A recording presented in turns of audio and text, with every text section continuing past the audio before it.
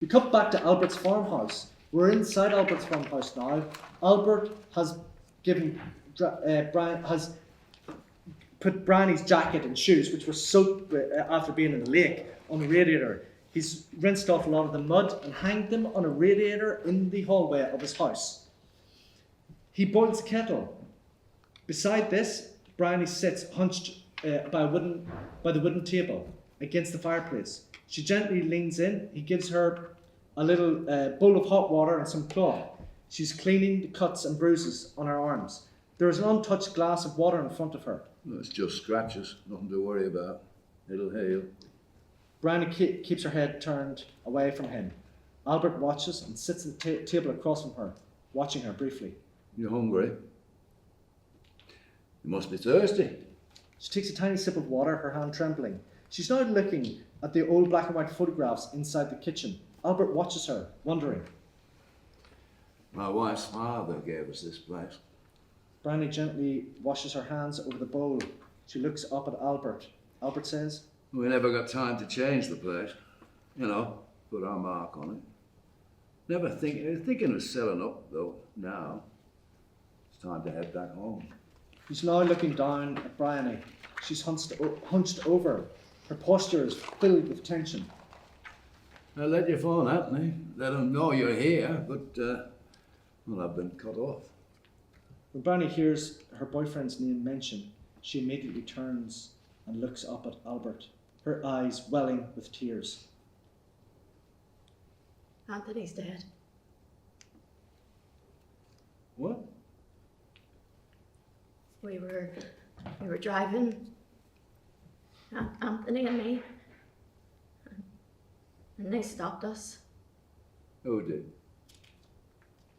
Take your time, take your time. What happened? I had to run away, Who from? and they looked like soldiers. What were they wearing? I mean, they killed him. Did they wear uniform? Camouflage jackets and jeans. Albert looks out the window. You're lucky to be alive. They won't let this go. Who are they? They're not soldiers, not really. Gang of... You mind me asking you a question? Such an absurd thing, but unfortunately not really in this place. It's a mad place. You Catholic or Protestant? Protestant, but Anthony's a Catholic. we did nothing wrong. Deal with Anthony was enough. Those men you ran into, for them it's just a quota game. My wife was Catholic. Are you a Protestant? No. Well, I'm from Nottinghamshire.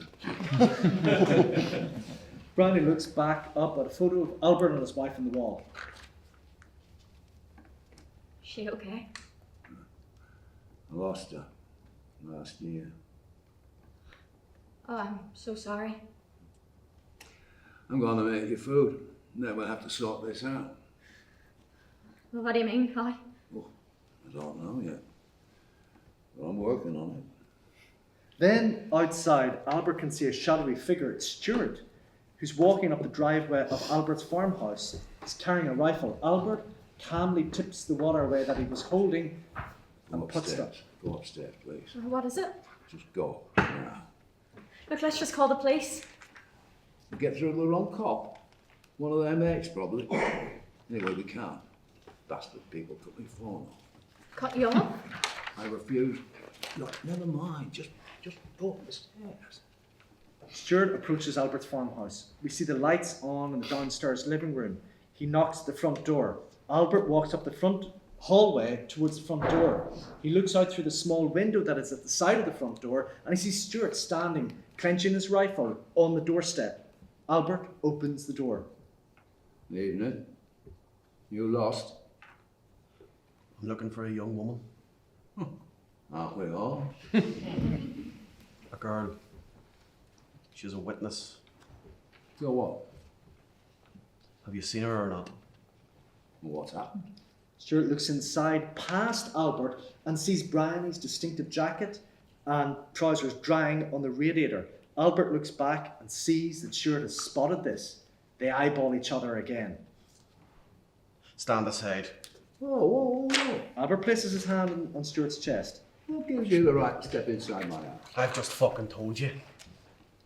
Bryony is now at the top of the stairs. She's crouching down at the top of the stairs, listening in. Down, now Stewart is now aggressively trying to knock Albert's outstretched hand away. Step aside. Stewart moves to go past Albert. Albert body checks him. I saw you boys were out earlier, on the road. Whatever outfit you're in, you need a search warrant. Stewart raises his weapon. This is my search warrant. Now fucking move. Albert reacts and pushes Stewart out of the front door and tries to close the door, but Stewart keeps his arm in and it gets caught between the door and the frame. Albert pulls the door back and then repeatedly slams it against Stewart's arm, causing Stewart to remove his arm in agony. Albert then pushes the door closed, locks and bolts it. Albert then opens the small window that's beside the front door and slides out his shotgun. Stewart looks up and sees the two shotgun barrels in his face. You've 5 seconds to get off my property. You are fucked, man. Albert answers this with the cocking of his shotgun. He then feels a figure behind him and swivels quickly. It's Bryony. She's come down the stairs. He relaxes when he sees her. Lock the back door. Bryony quickly turns and runs to the back door and locks it. Outside, Stewart retreats down the driveway to the trees that line the road at the bottom of the house. Then he goes on his radio. I know where the girl is. Back in the laneway, up by the Land Rover, Jim Calvert stands and he answers the radio. Where? That farmhouse on the hill.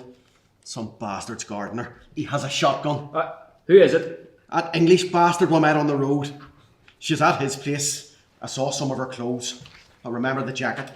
Calvert looks frustrated. Say, He switches don't channels. let them escape. Over.